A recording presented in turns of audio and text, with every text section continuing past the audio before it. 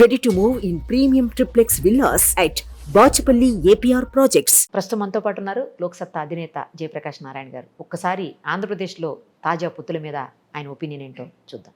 Sir నమస్తే అండి. నమస్తే నిర్మా. తాజాగా బీజేపీ కూడా పొత్తుల్లో భాగమైంది. ఇంతకు ముందంతా జనసేన టీడీపీ ఉండే, ఇప్పుడు బీజేపీ కూడా కలిసింది. ఈ పొత్తుల వల్ల కొంతమంది మాట్లాడుతున్నారు బీజేపీ కలవడం వల్ల వీళ్ళకే నష్టము, వైసీపీకి లాభం అవుతుందని. కొంతమంది ఏమో కాదు, బీజేపీ వీళ్ళ సపోర్ట్ ఉండటం వల్లనే 2000 అంటే మొన్న ఎలక్షన్ కాక ముందు 14 ఎలక్షన్ అప్పుడు మంచిగా వాళ్ళు గెలవడానికి కారణం అప్పుడు బీజేపీయే, మళ్ళీ 19లో అనవసరంగా పోగొట్టుకున్నారు కాబట్టి వాళ్ళు ఉండటమే కరెక్ట్ అని అంటున్నారు. మీరు ఎనాలిసిస్ చేస్తే మీకేమనిపిస్తుంది? నిజంగా నాకైతే తెలియదు, ఎందుకంటే ఇవన్నీ ఊరికి ఊహాగానాలు మనం వింటాం. చాలాసార్లు ఎన్నికల్లో నా అంచనాలు తప్పినాయి కాబట్టి నాకేదో బ్రహ్మాండంగా తెలుసు ఏం జరుగుతుందో నేను అంచనా వేస్తున్నాను. బీజేపీ వస్తే నష్టం ఎంత, లాభం ఎంత, కూటమికి రకరకాల వ్యాఖ్యానాలు ఉంటాయి. నాకు తెలియదు కాబట్టి ముందు తెలియదని ఒప్పుకోవాలి. ఊరికే ఏదో మనం ఊహించవచ్చు, ఎవరో చెప్తే వినొచ్చు, మనకు సొంతంగా గొప్ప అనుకుని చెప్పొచ్చు, కానీ దీన్ని నాకేం పెద్ద ఆధారాలు కనిపించలేదు. ఎందుకంటే ఒక పక్కనేమో బీజేపీకి వ్యతిరేకంగా మైనారిటీలు వేస్తారు వాదన, వాస్తవం అవ్వచ్చు కాకపోవచ్చు. మైనారిటీలు కొన్ని ఓట్లైనా కూడా ఇప్పుడు ఈ కూటమికి దక్కేవి, ఇప్పుడు బీజేపీ రావడం చేత వాళ్ళు దూరం అవుతారేమో అని ఒక దానికి ప్రతివాదన ఏమిటి? మైనారిటీలు ఏ ఒక్కరి సొత్తు కాదు. మైనారిటీల్లో ఉదాహరణ ముస్లిమ్స్ ఉన్నారు, దానిలో పష్మిందా ముస్లిమ్స్ అంటే పేద వర్గాల నుంచి గత తరాల క్రితం మత మార్పిడి చెందిన వాళ్ళు. అలాగే మహిళలు ఈ ట్రిపుల్ తలాకు ఈ దీనివల్ల మతం పేరుతో వచ్చినటువంటి ఆధిపత్య ధోరణి వల్ల నష్టపోతున్న వాళ్ళు, వీళ్ళలో చాలామంది బీజేపీకి వేస్తారు. ఇంకో వాదన ఉంది, ఏది కరెక్టో మనకు తెలియదు, దేవుడి కరుగ. అలాగే రెండో వాదన ఏమిటి? ఆంధ్రప్రదేశ్ ప్రజలు చాలా గాయపడ్డారు, మోదీ గారి మీద చాలా కోపంగా ఉన్నారు, ఆయన ఏదో చేయలేదు అని. అది వాస్తవం కాదంటే చేయకపోవడం వాస్తవం కాదు. విభజన జరిగింది అనివార్యం, అది మోదీ గారు చేయలేదు, మరొకళ్ళు చేయలేదు, చేసిన వారు వేరు. దానికి దోహదపడ్డ వాళ్ళు ఉద్దేశం ఏదైనా కూడా ఇక్కడ రాష్ట్రంలో రాజకీయంలో ఉన్నవాళ్ళు చేసిన తప్పిదాలు. దానిలో నాకేమాత్రం, నేను ప్రత్యక్షంగా చూసిన వాడిని, వివరాల్లోకి వెళ్ళక్కర్లేదు. ఆ తర్వాత సరైనటువంటి ఒక సమగ్రమైనటువంటి ఒక ఫార్ములా ఏర్పాటు చేసి రాష్ట్రాన్ని నాన్న జరిగట్టి గట్టిగా పోరాడిన వాడిని నెంబర్ 1 నేను. దానిలో ఎవరికి అనుమానం ఉండక్కర్లేదు, అందరికీ తెలిసిన సంగతి. ఒక సమగ్రమైన ఏర్పాటు జరిగింది. దానిలో చేతనైన మేరకు జాతీయ స్థాయి నుంచి కొన్ని వస్తుంది, మరికొన్ని మనం కోరుతున్నాం. ఇప్పుడు ఉంటుంది అది, ఈ మల్లాగులు అలబడడం సహజం. మనం ఎక్కువ కోరుతాం, మరి మిగతా వాళ్ళు రాష్ట్రాలంటే వాళ్ళు అంటారు మనం స్పెషల్ కేటగిరీ అంటే బీహార్ వాటి గొడవ పెడతాడు, మా సంగతి మేము ఇంకా భేదవాళ్ళం అని చెప్పని సర్దుకుపోవాలి ఉంటాయి. కానీ చాలా విషయాల్లో మనకు మేలు జరిగింది, జరుగుతోంది, అవకాశం ఉంది. కానీ ప్రజల మనస్సుల్లో మాకు అది అన్యాయం జరిగిపోయిందన్న భావన ఉన్నమాట వాస్తవం. ఈ 2 కారణాలుగా ఓట్లు పడవని. మరో పక్కన ఏంటంటే మోదీ గారికి గ్రాఫ్ బాగుంది, ప్రజల్లో మంచి పేరున్నది, సుస్థిర ప్రభుత్వం జాతీయ స్థాయిలో ఉంటే మంచి జరుగుతుందని నమ్మకం ఉన్నది, పెట్టుబడులు వస్తాయి, ఆర్థిక ప్రగతి ఉంటుంది, ఉపాధి కల్పన ఉంటుంది, సంపద పెరుగుతుందని చెప్పని. మరి ఆయనకున్నటువంటి జనాకర్షణ, ఆయనకున్న ఎజెండా వల్ల మనకు బలం పెరుగుతుందని. ఇలా రకరకాలుగా ఉన్నాయి. నేను ఏది కరెక్ట్ నేను చెప్పలేను, నాకెంత తెలుసో ప్రేక్షకులకు అంత ఎక్కువ తెలుసు.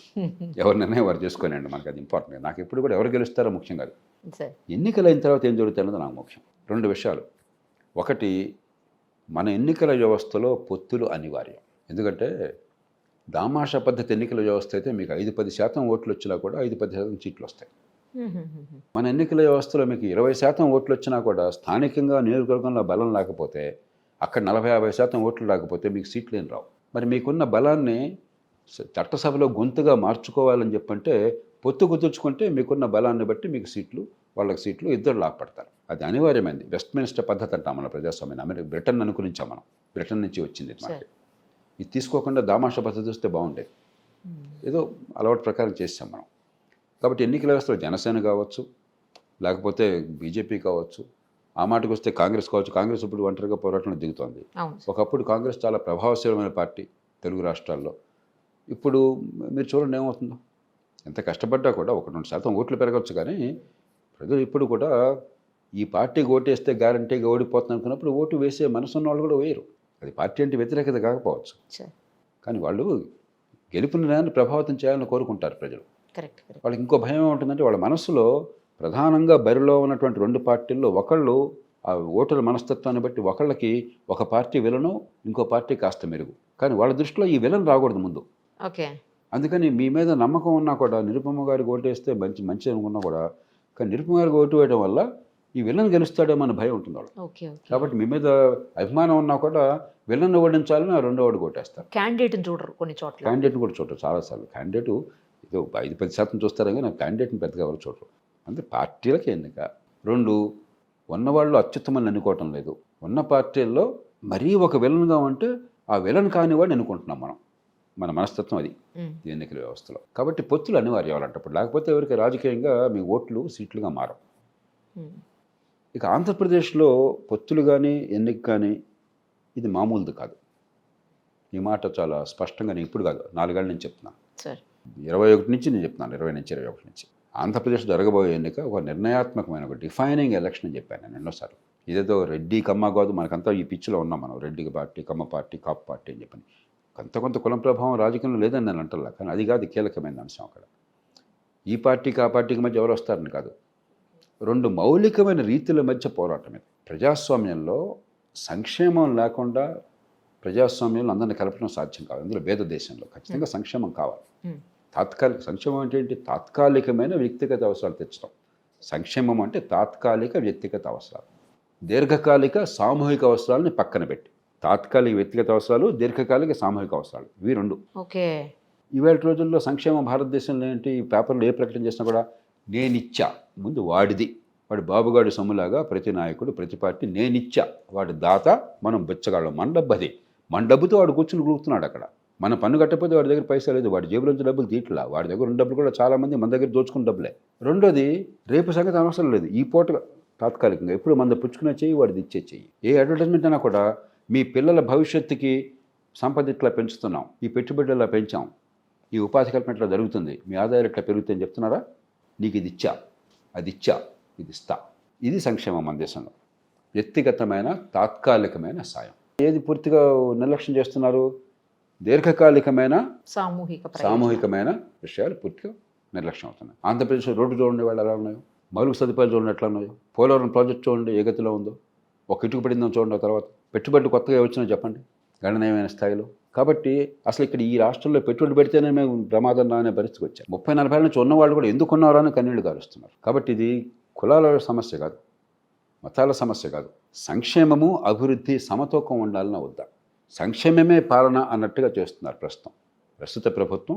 వాళ్ళు దానిలో మొహమాటం ఏమైనా దాచుకోవట్లే వాళ్ళేమి. సంక్షేమమే పరిపాలన, అంతేకాదు ఇంకోటి కూడా తీసుకొస్తున్నారు. ఆ భాష ఒక క్లాస్ వార్. పూర్వకాలం కమ్యూనిస్టు వాడేవాళ్ళు, మేము పేదల కోసం ఉన్నాం, వాళ్ళంతా మీ శత్రువులు, వాళ్ళ కోసం కాదు, వాళ్ళు మీ శత్రువులు. అంటే వాళ్ళ శత్రువులు మధ్యతరగతి, భవిష్యత్తు గురించి ఆలోచించేవాళ్ళు, సంపద పెరగాలని కోరుకునేవాళ్ళు, పెట్టుబడులు రావాలని కోరుకునేవాళ్ళు, ఆదాయాలు పెరగాలని కోరుకునే వాళ్ళు శత్రువులు. మీ పన్నుల డబ్బు మేము సగం దోచేసుకుని సగం దుబారా ఖర్చు పెట్టి మిగతాది పంచుతాం, కాబట్టి మీరు వేరు వాళ్ళు వేరు, ఈ 2 వర్గాల మధ్య యుద్ధం ఇది అన్న వాతావరణం. ప్రజాస్వామ్యంలో ఇది అత్యంత ప్రమాదకరమైనటువంటి పరిస్థితి. అందున ఒక భేద దేశంలో, చాలా ఎదగాల్సిన దేశంలో ఇప్పటికి కూడా మనం ఇక్కడ ఉన్నాం. ఆర్థికంగా ఎదగాలని ప్రయత్నం జరుగుతోంది ఈ మధ్యకాలంలో. కాబట్టి మన ప్రజలు తెలుసుకోవాల్సింది ఓటింగ్ ద్వారా, బ్యాలెట్ ఈవీఎంలో భవిష్యత్తు మన పిల్లలకు ఉండాలన్నా వద్దా? ఎల్లకాలం మంది పుచ్చుకునే చేయగా ఎట్లానే ఉండాలన్నా? ఒక 25 ఏళ్ళు 30 ఏళ్ళు ఇలా కొనసాగినా కూడా ఇవి ఉచితంగా ఇచ్చేవి, నెల పంచేవి అన్నీ ఉన్నా కూడా పంచాలి, చేతన మీరు పంచుదాం. కానీ ఇట్లానే ఉంటాం మనం ఎంతకాలం. మళ్ళీ మర్నాడు పరగడిపి, ఆపిన మర్నాడు మళ్ళీ పరగడుపు. అలా కాకుండా సంపద పెరిగి, పెట్టుబడులు వచ్చి, ఉపాధి కల్పన జరిగి, ఆదాయాలు పెరిగి పేదరికం నుంచి బయటపడాలి. ఇది మౌలికమైన పోరాటం. కాబట్టి ఈ కూటమి, నరేంద్ర మోదీ గారు, ఆయన మీద ఎన్నైనా మీరు ఆరోపణలు చేయొచ్చు, కానీ దేశ ఆర్థిక వ్యవస్థలో ఓ పక్కన ఆర్థిక క్రమశిక్షణ కావాలి, రెండో పక్కన సంక్షేమానికి అభివృద్ధికి సమతూకం కావాలి, మూడో పక్కన పేదరికం పోవాలి, ఆదాయాలు పెరగాలంటే దీర్ఘకాలికంగా పెట్టుబడులు, పారిశ్రామికీకరణ, సంపద సృష్టి తప్ప వేరే మార్గాలు లేవు. ఈ విషయంలో ఆయన చాలా స్పష్టంగా నిక్కచ్చిగా అభిప్రాయాలు వ్యక్తపరుస్తున్నారు, ఆచరణ చూపెడుతున్నారు. చంద్రబాబు నాయుడు గారికి ఆ చరిత్ర ఉన్నది. హైదరాబాద్ నగరం లేకపోతే ఉమ్మడి ఆంధ్రప్రదేశ్ రాష్ట్రంలో కొన్ని రంగాల్లో పెట్టుబడులు విపరీతంగా వచ్చినాయి, ఆర్థికంగా పెరిగాము, ఉపాధి కల్పన కేంద్రంగా తయారైనాము. ఈ దేశ మ్యాప్లో కొన్ని రంగాల్లో, ప్రపంచ మ్యాప్లో మనకు ఒక స్థానం వచ్చిందంటే ఖచ్చితంగా దానిలో ఆయన కృషి ఉన్నది. దాని తర్వాత రాజశేఖర రెడ్డి గారు కాంగ్రెస్ పార్టీ కొనసాగించారు, హైదరాబాద్ నగరం వరకు. ఆ తర్వాత టీఆర్ఎస్, బీఆర్ఎస్ కొనసాగించారు. కాబట్టి సరే, జనసేన అధికారంలో ఇప్పుడు లేదు కాబట్టి ఇదే సిద్ధాంతానికి కట్టుబడి స్వచ్ఛమైన రాజకీయం కావాలని చెప్పి వారు ముందుకు వస్తున్నారు. కాబట్టి ఓ పక్కనేమో సంక్షేమము, అభివృద్ధి కలపాలి, దీర్ఘకాలిక అభివృద్ధి కావాలి, పెట్టుబడులు కావాలి, ఉపాధి కల్పన కావాలి, సంపద పెరగాలి, ఆదాయాలు పెరగాలి. మరో పక్కన సంక్షేమమే ప్రభుత్వ పరమావధి, ఇంకేం అక్కర్లేదు, తాత్కాలిక ప్రయోజనాలు తప్ప ఇంకేం అక్కర్లేదు. మిగతా ఏమైనా కూడా వాళ్ళంతా శత్రువులు. ఈ రెంటి మధ్య పోరాటం తేల్చాల్సింది ప్రజలు. ఒక పేద దేశంలో సంక్షేమానికి ఖచ్చితంగా బలం ఉంటుంది, ఓట్లు ఉంటాయి. ఎందుకంటే పేదరికంలో ఉన్నప్పుడు సంక్షేమాలు మరి మన డబ్బు అని అవగాహన లేనప్పుడు ఎవరో దానంగా ఇచ్చారు అని కృతజ్ఞత భావం ఉండొచ్చు. కాబట్టి నేను తెలుగు ప్రజలను కోరేది ఏంటంటే, మీరు ఎవ్వరికి కృతజ్ఞులుగా ఉండక్కర్లే, వాళ్ళు మీకు కృతజ్ఞులుగా ఉండాలి. మీరు వాళ్ళకి అవకాశం ఇచ్చారు, పదవుల్లో కూర్చోబెట్టి, వాళ్ళు మీకు అవకాశం ఇవ్వాలా. మీ జీవితం ఇది, మీ పిల్లల జీవితం, మీ పన్నుల డబ్బు, మీ హక్కు ఇది. ఈ డబ్బు ఎట్లా ఖర్చు కావాలి? అప్పు చేసి పప్పుకోడి కావాలన్నా మన ఇంట్లో కుటుంబం ఉంది, ఖచ్చితంగా ఇంట్లో అవసరాలు తీరాలి. కానీ ఈవేళ తిండి కోసం రేపటి భవిష్యత్తుని, పిల్లల భవిష్యత్తుని బలిపెట్టి ఉన్న ఆస్తులు అమ్మం కదా. అప్పులు చేసి వాళ్ళు తినంగా, అప్పు చేసి పప్పుకోడి తినం కదా, ఉన్నంతలో సర్దుకుంటాం. 10,000 20,000 అప్పు చేయొచ్చు, మళ్ళీ తీర్చేస్తాం తొందరగా. కానీ అప్పు చేసి పప్పుకోడి తినాం. మనం రేపటి పిల్లల భవిష్యత్తు కోసం ప్రణాళిక వేస్తాం. ఇల్లు కట్టుకోవటం ఎట్లాగా, మంచి ఇంటికి వెళ్ళటం ఎట్లాగా, మరి మంచి ఆస్తి ఎలా కొనుక్కోవాలి, లేకపోతే పెట్టుబడి ఉన్నకి వస్తే డబ్బేలు మిగిలితే డబ్బులు అట్ట పెట్టాలి, రేపు పొద్దున కొంచెం పెరిగేట్టుకు ఎలా చేయాలి, ఇది కదా మనం ఆలోచించేది. ఓ ప్రభుత్వం కూడా అంతే ఉండాలి. కాబట్టి కృతజ్ఞత అనేది ఎవరికి ఉండక్కర్లా.